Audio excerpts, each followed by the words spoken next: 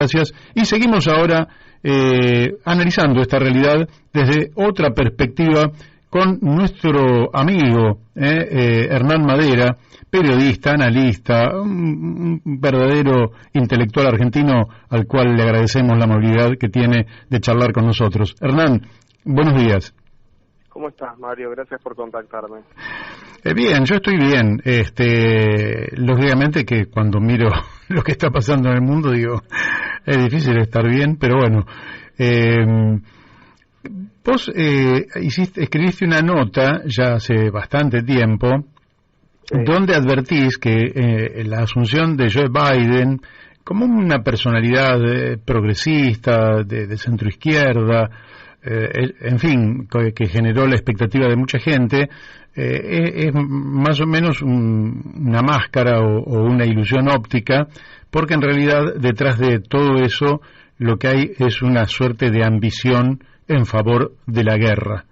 Y creo que ningún momento mejor que a 5 días de haberse iniciado la ocupación territorial de Ucrania por parte del ejército ruso, para analizar esta perspectiva. ¿Qué es lo que has visto en aquel momento y qué es lo que estás viendo hoy? Porque a mí lo que me llama la atención es que la OTAN, comandada lógicamente por los Estados Unidos, podría haber distendido aquella región, planteando, por ejemplo, que está bien, Ucrania no se integre a la OTAN y no va a haber misiles ni tácticos ni estratégicos que apunten a Rusia, y desandaba el conflicto. Sin embargo, no tuvieron la más mínima voluntad de desandar el conflicto y, derivó en esto que estamos viendo, lógicamente de lo cual no hago responsable a Estados Unidos, sino a la Federación de Rusia, porque esa decisión la tomaron ellos.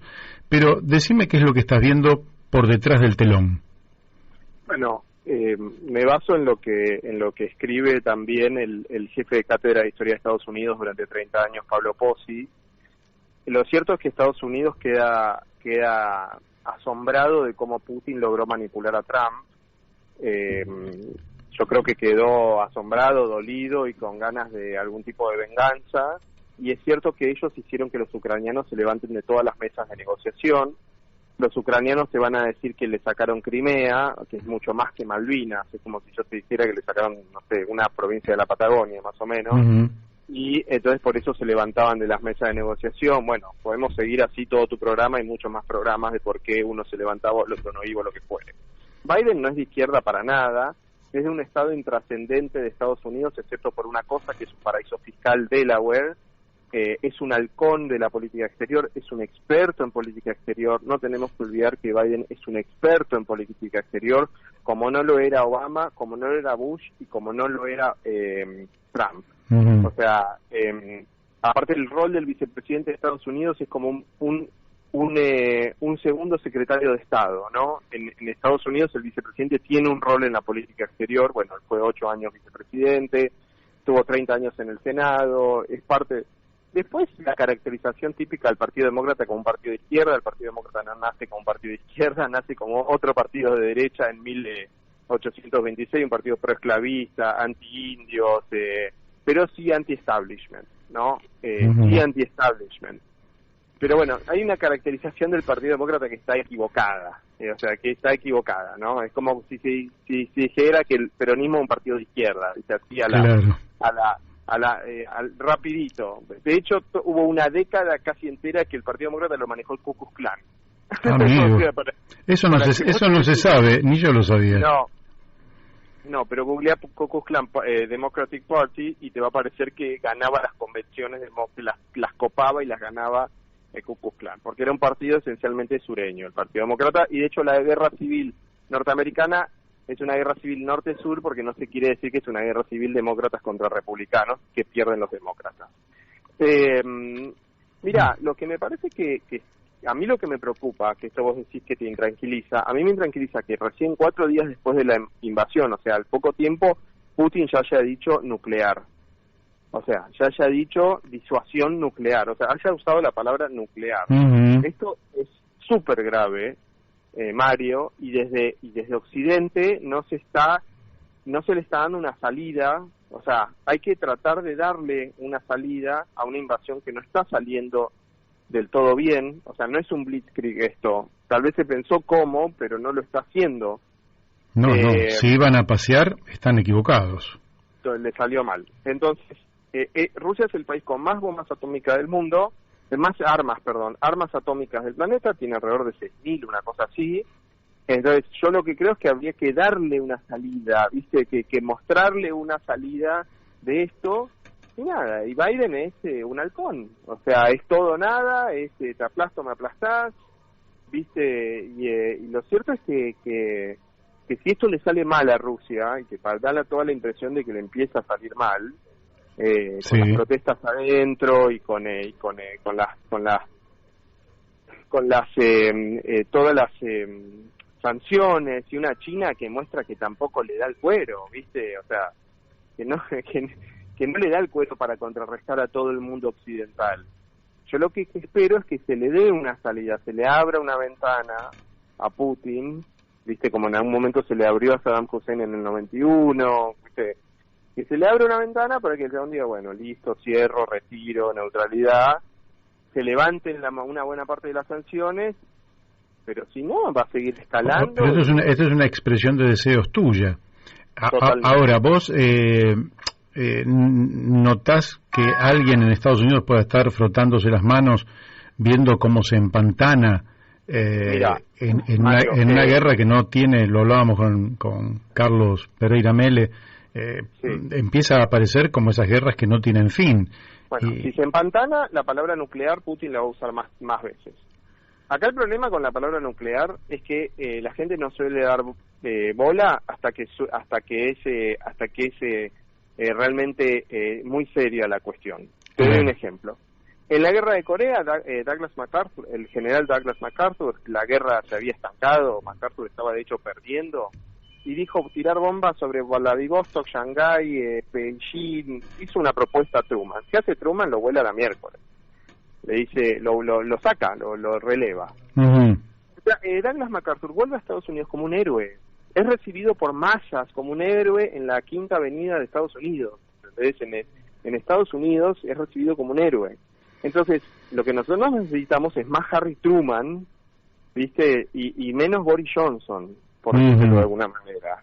Claro. Yo lo que veo es que Biden en algún momento él dijo, lo opuesto a sanciones es la Tercera Guerra Mundial. O sea, entonces es alguien que le da la cabeza como para en un momento desescalar, me da la impresión.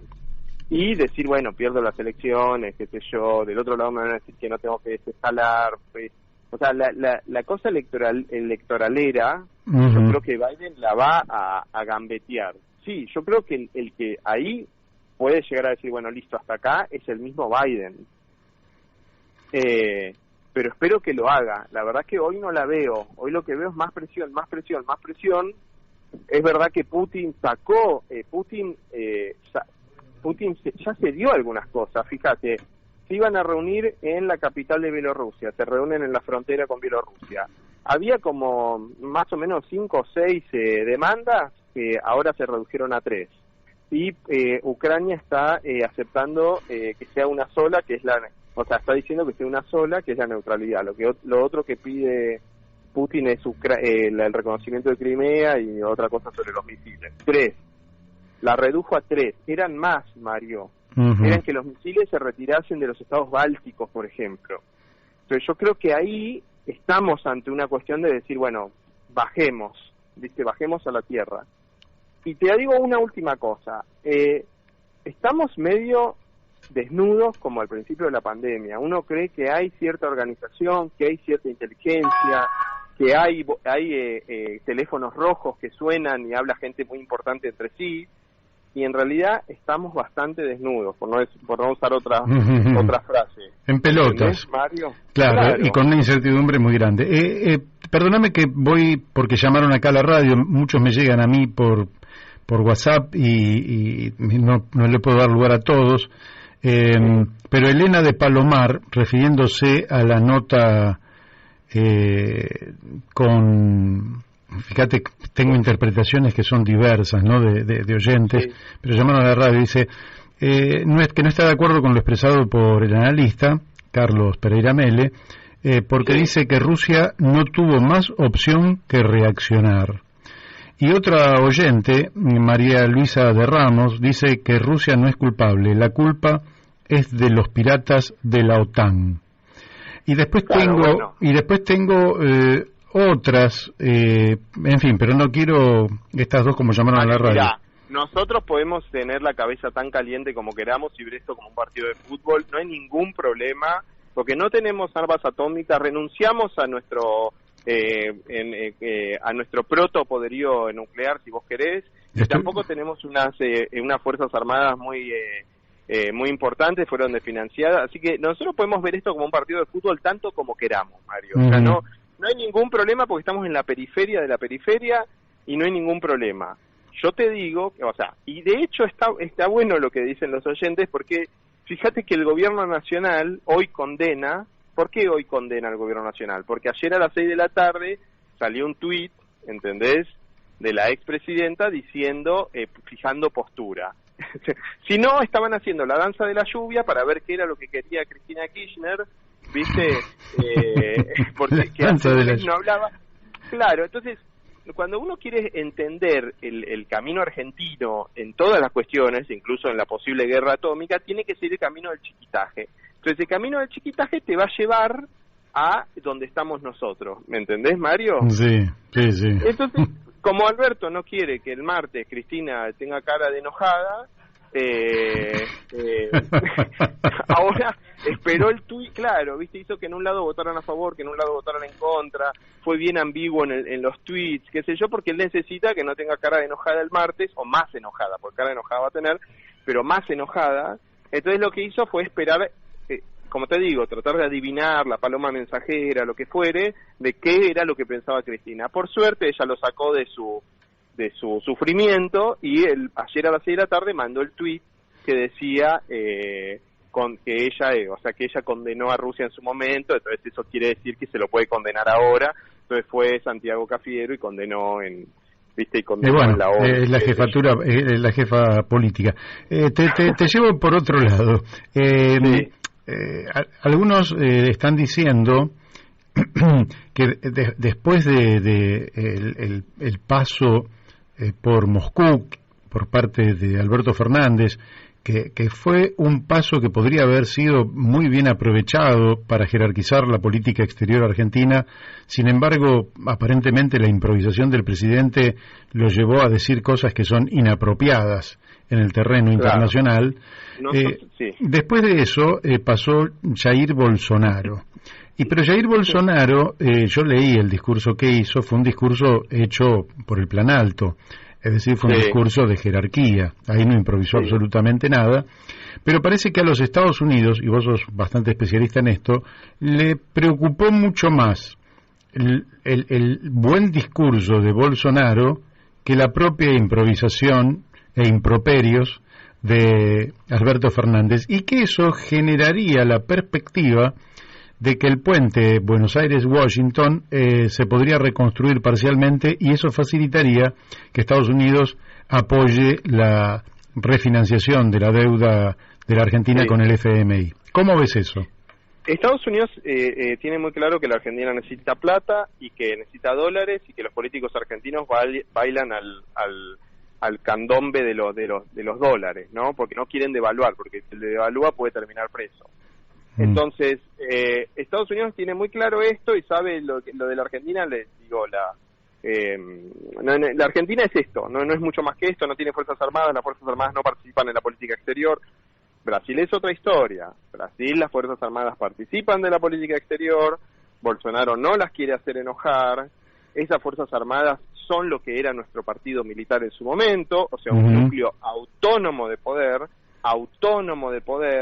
que responde a sí mismo, que tiene sus propios alineamientos. Entonces, ¿qué es lo que lo asusta o lo que o lo que preocupa de alguna manera a Washington? Esas fuerzas armadas que hicieron ese discurso del que vos estás hablando, Mario. ¿Entendés? Porque, bueno, son las fuerzas armadas más importantes de Latinoamérica. Sí, claro. ¿Viste? Entonces, la Argentina es otra cosa, ¿viste? Entonces, esto de que, bueno, Argentina le tenés que decir, si querés dólares tenés que tirarle a Bolsonaro, palos a Bolsonaro, van y le tiran palos a Bolsonaro.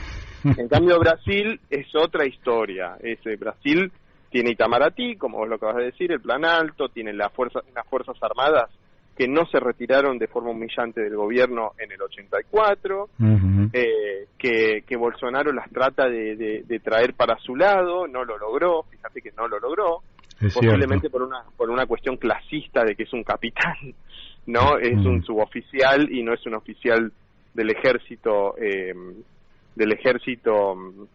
brasilero. Yo creo que lo que preocupa ahí son las fuerzas armadas brasileras, viste, que no se termina de entender qué quieren, dónde están, yo me acuerdo cuando fui a Rusia por el trabajo de mi marido y había un experto en Latinoamérica que había hablado con parte de los oficiales brasileños y que ellos en 2019 ya decían que no iban a apoyar a Bolsonaro y que ellos querían tener su propio rumbo. Entonces para mí Washington está mirando a esas fuerzas armadas, más que a Brasil como un conjunto, o a Bolsonaro que es medio payasesco, ¿viste? Sí. Es medio un color de melo que le fue mejor, o sea, son las fuerzas armadas brasileras. Y eso puede devenir entonces simplemente en que gasten un par de gotas de aceite en la relación entre Argentina y el FMI. La crisis esta también uno la puede ver como esta crisis no terminó, que es lo que me parece que algunos no están observando. Es decir, esto es como una partida de ajedrez que a veces pensás, o un partido de fútbol para hacerlo más familiar a los argentinos, y que a veces pensás que el que va ganando 2-0, por ejemplo, ayer River de local iba ganando 2-0, y cualquier analista hubiera dicho, bueno, esto termina 4-0, y terminó 2-2. Es decir, esto está recién jugando el primer tiempo, hay que ver cómo termina esta partida, ¿no? Y bueno, pero eso es algo que los argentinos tienen que entender, no ver todas las situaciones que pasan en su vida como un partido de fútbol, Mario, y como los goles y como la gastadita de una hinchada a la otra. Tenemos que salir de la cancha y ver que en el mundo real todo es desgaste, tensión, una guerra de nervios insoportable, viste que no. Porque, a ver, ¿qué esperaba la parte de la Argentina que es anti-anglosajona? Digo, que yo también, en algún momento me puedo sentir identificado, lo que vos quieras. Fútbol, los goles de Rusia, qué sé yo, Blitzkrieg, ocupa de Ucrania o logra que Ucrania acceda a lo que quiere, humillación para la Unión Europea, Estados Unidos. Bueno, no ven eso en la tele, te pasa a ser otra cosa, ¿entendés? Pasa a ser algo de desgaste, niños llorando, civiles ensangrentados, ¿viste? Entonces apagan la tele y dicen, este Putin, no sé qué, es un asesino, bla, bla. Pensando en esa idiosincrasia, Cristina manda sus tweets. Porque si hay algo que Cristina entiende es la idiosincrasia argentina. Entonces, esa idiosincrasia del partido de fútbol, vos pensá en la cronología de la guerra de Malvinas, Mario, En un momento la gente ya se había hartado, ya era como que quería, bueno, listo, ya está, quiero que este partido termine, ¿viste? O sea... Sí, pero es la historia de todas las guerras. Las guerras entran con una gran emotividad. Total. Y al poco tiempo el agotamiento físico, psicológico, humano, de pérdidas de vida, de pérdidas de material, etcétera, la gente pide desesperadamente que se termine la guerra. Sí, pero algunos pueblos piden más que se terminen que otros, algunos pueblos están más acostumbrados al sufrimiento que otros, ¿entendés? Entonces, sí, claramente. Termina siendo una guerra de desgaste, una guerra de nervios, una guerra... Yo creo que esto se cierra rápido, se cierra en la próxima semana, 2 semanas. Rusia destruye un par de instalaciones que tenía ganas de destruir hace tiempo. De hecho, hoy creo que destruyó una. También destruyó el avión más grande del mundo, que era un avión ucraniano. Destruye un par de cosas más. Acepta que sea solo la neutralidad lo que acepta Ucrania. Digo, Ucrania te dice sí, la neutralidad sí, Crimea no, las 2 provincias estas no, los misiles yo no tengo nada que ver, ¿entendés? Los misiles han de hablar con la OTAN y se retira, ¿viste? Sí. Y después Putin, porque esto tiene una segunda parte, Putin dice, bueno, devuélvame la plata de mis reservas, porque después esto viene de devolverme mi plata, ¿no? Porque acaban de congelar las cosas muy serias están pasando. O sea, congelaron las reservas de Rusia fuera de Rusia. Sí. O sea, a Rusia le costó juntar 640 mil millones de dólares. Dos Argentinas, prácticamente una Argentina y media, juntó. ¿Viste? Entonces, bueno, ahora devuelven mi plata. Entonces, no le quieren devolver la plata, le vuelve a decir la amenaza atómica. Yo me imagino eso, ¿viste? O sea, bueno, termine, él retira. Dame cuenta que ese es el fin, él retira. Bueno, ahora devuélveme mi plata. Pero ¿por qué puedo decir que el físico de esos dólares están afuera de Moscú? Claro, están depositados en otros bancos, igual que el Banco Central Argentino. Igual que cualquier... No están depositados... Los países que no tienen reservas son los países del primer mundo que pueden emitir infinitamente. Después, los países del tercero, o como Rusia o China, que tienen increíbles reservas, Taiwán, Hong Kong, no están depositadas en el Banco Central los bancos centrales propios. El oro puede que esté, por ejemplo. El oro ruso yo sé que está en Rusia. El oro argentino, Macri, como súbdito de la corona británica, lo envió al Banco de Londres. Sí. No, pero igual una parte estaba ya en la Reserva Federal porque se cobran intereses, ¿viste? Creo que se cobran 300 millones de dólares por eso. O sea, no, las reservas de Rusia no están adentro de Rusia. Una parte sí, lo que es oro, debe haber otros metales, pero después están fuera de Rusia. Los niveles de complejidad de todo esto son tremendos. Y en movimiento, porque esto es como un ajedrez, dicen, ¿no? Pero es más que un ajedrez porque tiene más piezas, pero además en el ajedrez las piezas se mueven de a una. Y acá se mueven las piezas al mismo tiempo, con lo cual... aparte es un ajedrez indirecto, Mario, porque la OTAN mueve a través de Zelensky, y Zelensky no es tonto. De hecho, en un momento dijo, me dejaron solo, lo cual tuvo impacto en la opinión pública europea y la opinión pública estadounidense. Él tiró un tuit, porque aparte parte de la guerra se juega en Twitter, es increíble. Sí. Entonces, él tiró un tuit en el que dijo, me dejaron solo, nos dejaron solo los ucranianos. Estados Unidos me está pidiendo que me vaya desde Ucrania y yo necesito armas, no necesito un Cabify. Dijo, all right, pero... Claro, lo que pasa es que Zelensky, que no midió lo que estaba haciendo en ningún momento, pensó que detrás de cuando venía el oso ruso, detrás tenía la OTAN. Y la OTAN le dijo, bien, gracias, te estamos jugando como quien sacrifica un peón. El peón se puede quejar, pero... a la OTAN y a la Unión Europea la expuso, y ahí vinieron sanciones más duras, ahí vinieron vinieron más armas, porque los civiles, una parte de los civiles parece que se están armando. Zelensky juega su propio partido, Mario, que también hay que entender que cuando Putin le extrae Rusia, le extrae Crimea, se anexa Crimea, él lo que está haciendo es sacar a esa población de las elecciones ucranianas, y la balanza, primero que le sacase una provincia patagónica, listo, ya está. Entonces los políticos prorrusos están en la lona. ¿Por qué? Claro. Porque Rusia en 2014 anexó Crimea. No solo sacó a ese electorado de las elecciones ucranianas que era prorruso, o sea que la balanza, si era 50-50, no fue más 50-50, sino que generaste un sentimiento antirruso de nos sacaron un pedazo de nuestro territorio. Entonces los políticos prorrusos, como Timoshenko, por ejemplo, ya no iban a ganar más esas elecciones. Sí, claro. ¿Se entiende? Sí, claro. Y ahora le sacan dos provincias más que lo llevan a Lugansk y Lugansk, que hay como 5 millones de habitantes en esas dos provincias. Y volver a lo que vos dijiste primero en esta conversación. Acá la que decidió invadir fue Rusia. Entonces eso tiene costos. El problema es que no tenga un costo tan enorme para la humanidad cuando se empieza a hablar de cuestiones como guerra nuclear, ¿entendés? O Putin dijo activo el sistema de disuasión nuclear.